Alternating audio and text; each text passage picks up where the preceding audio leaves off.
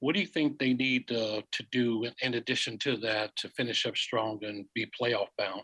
Yeah, to take all these lessons that we've learned from these tight games and find ways to finish these games off, going forward, because it's tired of losing in the manner that we have, where we fight hard and we come back and we make it a good game. But we got to find a way to finish off these close games. Thank you. Zach, do you have an injury update on Trey Hendrickson? Yeah, Trey, hopeful that Trey will just be limited early in the week. We'll kind of see where it goes. But I've got a positive outlook on this week. We'll just take it day to day with him. Was it spasms in his back? Just some back issues he had. Yeah, that was part of it.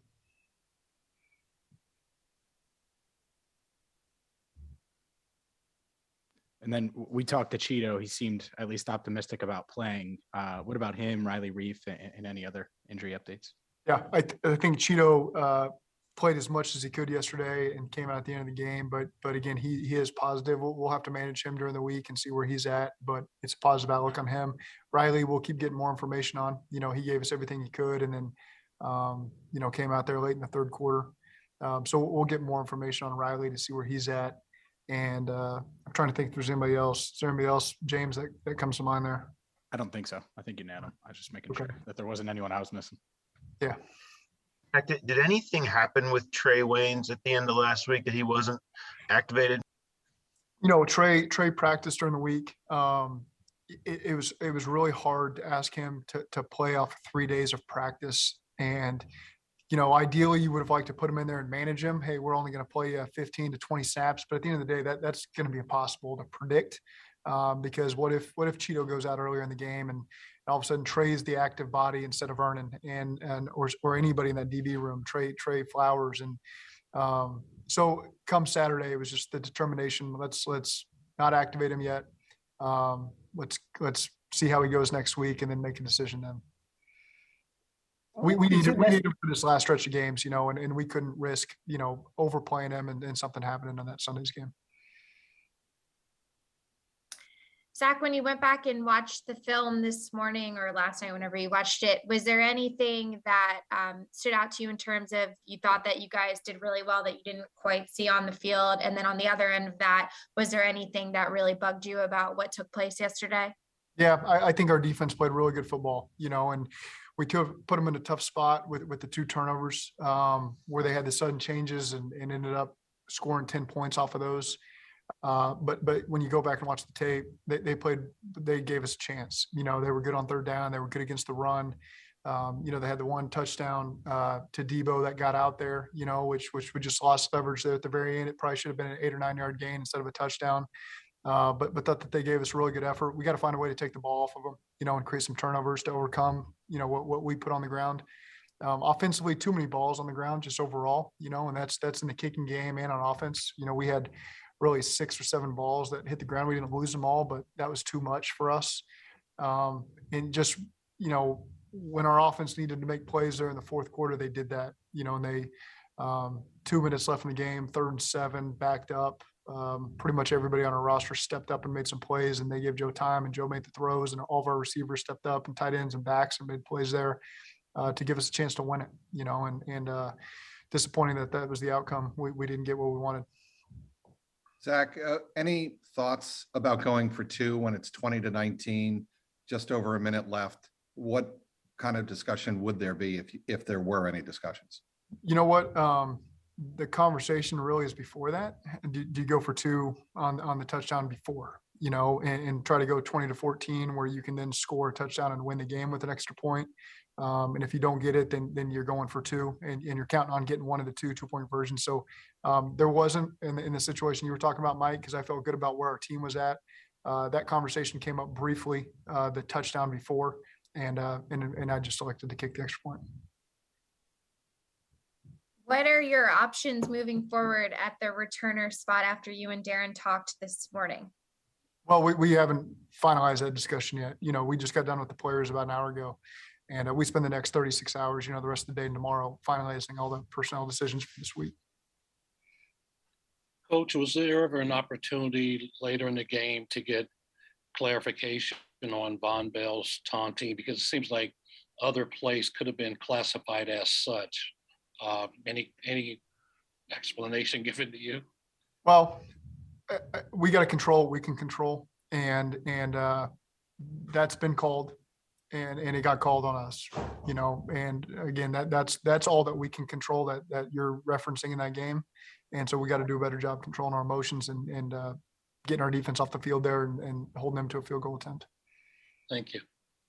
Zach, yesterday you said that the end of the game with Burrow and deciding to run it might keep you up and you might lose some sleep over it. Did you? Yeah, I did. Yeah, that's, here's what you look at. You rewatch the game, and our team did a lot of outstanding things to go win the football game. And I look at all the plays the offense made in particular, they're in the fourth quarter and overtime, and everybody stepped up and made plays. And so, where could I have been different? It's two things can be true. You can believe in your run game. You can believe in your running back and your offensive line. And you can also put the ball in your quarterback's hands because, in 15 years, we think we're going to look back and he's going to be a Hall of Fame type quarterback and give him a chance to win us the game. And so, yeah, you look at really, really one call there on second down. Believe in the run. I think that's a great run for us. We got 6 yards on that to start the half. Which would have gotten us first down, but at the same time, our quarterback's really feeling it. You put the ball in his hands and you give him a second down and a third down to go convert that, scores the touchdown, and maybe you walk off the game with a walk-off touchdown and the game's over. So those are just the things, we are transparent with our guys, and we ask a lot of them and they ask a lot of us, and we're all in this thing together. And so, that's one that you would do a little bit differently. It's one of the things, like, you ask your players to learn each game and get better. Is that kind of, as a play caller, you learn that situation, and now when you're in a close game like that, you'll probably make a better decision? You know that anyway. I've got full belief in our entire offense, especially Joe Burrow and our receivers, and also believe that we're going to get 6 yards or more with that run there. But you look at the moment and you look at the trigger man and your belief in him and what he's done up to that point, and you put the ball in his hands and let him go in the game for you. Zach, it was hard to tell in real time just how remarkable the first touchdown pass to Chase was, where Joe threw it in the opposite direction of where he was running. Did you know that in real time? And is that one of the more remarkable quarterback, wide receiver decisions or whatever that you've seen? I did. It kind of goes back to a similar play they made against Georgia. If you think back to a scramble that he had and Jamar caught it coming the other way across the end zone, that's one that stood out the moment I saw that. I've seen this before. It did register with me how the ball was thrown and where he caught it, because I was concerned for a moment that he was throwing the ball back across the middle, because that's where Jamar was breaking.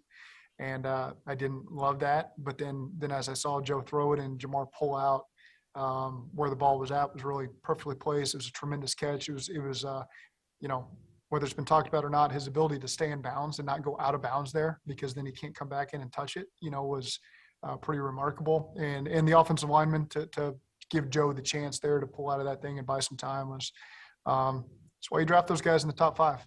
Both those guys is they make plays like that. Can you describe how Burrow leveled up in the end of fourth quarter and overtime, and what was the most impressive part to you about the way he closed the game? There's just a confidence in him and in the unit as a whole that they're going to come through and make those plays. And Joe's just never phased. Joe feels like if he's got the ball and it's within a score or two, whatever it is, as long as there's enough possessions in the game, I know that he's got the confidence that we're going to go down and win it. And, he hangs in there in the pocket. He buys just enough time. He goes where he needs to go with the ball. What I was really impressed with yesterday with Joe was, in the first half, there was some calls that you call and we talk all week about pushing the ball down the field and challenging these guys one-on-one. And sometimes you get over aggressive with those calls. And Joe did a real good job of being efficient with where he put the ball and some of the plays he got us to. And as you reflect back on the tape, he did a really good job managing those situations. And like even the throw to TB for a 10-yard gain, I think it was on a second 10 where he got a 10-yard completion, got us a first down there in the high red zone, was a really good job. Where probably pre-snap I was saying throw the ball to T, give him a shot one-on-one outside, but the corner got so much depth. Joe did a great job of playing quarterback in the NFL. That's why he does that. And I stand on the sidelines managed the situation perfectly, put us in a great opportunity, didn't waste a down for us where the odds would have been against us there. And just think that he did a really good job finding his checkdowns when he needed to and getting the ball out of his hand when he needed to as well. Another go ahead, Kelsey. Oh, thanks. You mentioned potentially Joe being able to have a walk-off touchdown when you went back and thought about the overtime sequence. On the other end of it, Jesse Bates had an opportunity to have a walk-off interception that would have won you guys the game. Where is Jesse Bates at from your standpoint mentally, and how do you think he's playing this year?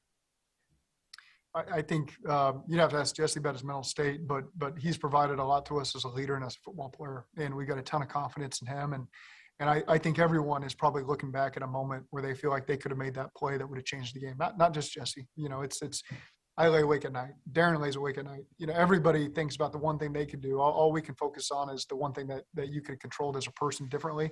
I think that's what's special about this team is everyone's accountable. I met with the captains this morning and just regrouped and talked about our message going forward. And we've just got tremendous leadership. Jesse's a part of that, tremendous leadership of having accountability, but also having the confidence to accomplish the things moving forward with the right attitude that we need this team to have. How close was How much Von is there, Bell's Justin? play? How much is Go ahead, Dave, and then I'll come back to you, Paul. How close was Von Bell's play when he got the ball out to a fumble? Pretty close. I just went back and watched it one time and pretty close, but they didn't roll the fumble. By rule, though, I mean, what is the definition of the rule? Did he not make a football play, or do you have to take a step as well as? Yeah, I think he was short one step there. I have not circled back yet on the ruling. There's if that was an overtime, correct, or at the end of regulation, maybe. Yeah. So that wasn't an in-depth conversation with the officials. We called the timeout, if I'm not mistaken, to try to give them more time to look at it because it was under 2 minutes. And right, that's not the time of the game where I'm going to just keep talking to the officials back and forth. They made the ruling. We got to move on and get focused on getting the stop. Go ahead, Paul. How much is doing something like leading a drive like Joe did out of the shadows of his own goalpost in the last 2 minutes there mental and the ability to just have that knack, and how much of it is execution, and is he as good as you've ever been around in rising to that moment? Yep. To all those questions, there's a mental part of that where there's a belief, hey, we're backed up, but who cares? We're going to go score this touchdown. Joe's been in that moment many times in his life and produced a lot of championships in moments like those. I think that the initial third down that got us jump started there to T versus 2-man on a end breaker, a 7-step end breaker. You shouldn't beat that leverage versus that coverage. You probably shouldn't throw the ball there versus that leverage. But that's just two guys having a belief in each other that they're going to overcome what the coverage is dictating. And T's a grown man and comes roaring in there with a tremendous hands catch. And Joe trusts that he's going to do it. And that's where he starts with this progression there and gives T an opportunity. And it jump started us there that then we were able to hit TB on the double move and then Jamar on the double move. And then there we are in overtime. So I think it just speaks to the unit's belief in each other. And they get it done. Zach, has the offense played as well in the first half throughout the season as you would have liked? For the season, it's game to game. We had 4 possessions in this game, and we had 2 drops on the first possession that went 3 and out. That we felt like we should have gotten first down and had some great momentum there in field goal range right out the gate. Second possession had a long drive and kicked a field goal. We had a false start on 3rd and 7. And then, so that was a good possession for us. We got points out of it and felt like we really moved the ball more efficient. The third possession of the first half, we had some internal pressure on 3rd and 4. Maybe would have had an opportunity versus Tampa 2 on one of the routes, but got flushed. And so the timing of it didn't work out. And then on the 4th possession, we had another long drive and kicked a field goal. And so we expect to finish with touchdowns. Absolutely. We want to score on every drive. That's certainly our goal. And we have a lot of confidence that we can do that.